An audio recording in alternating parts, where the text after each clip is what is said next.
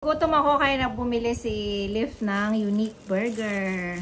Shout out sa Unique Burger. Ayan. Sarap. Tapos lagyan natin siya ng French fries. Ayan.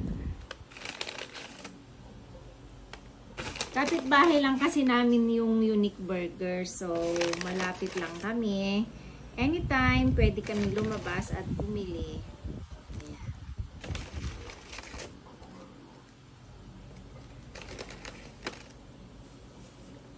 Sarap.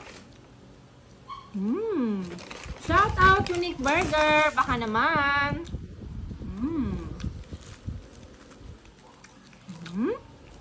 First bite. Tignan natin. Masarap pagkakaluto ng fries.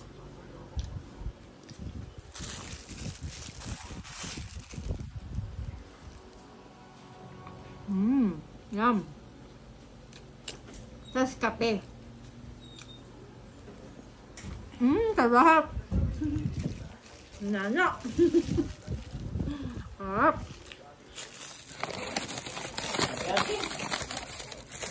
Patimpla akong kape, no? Kape?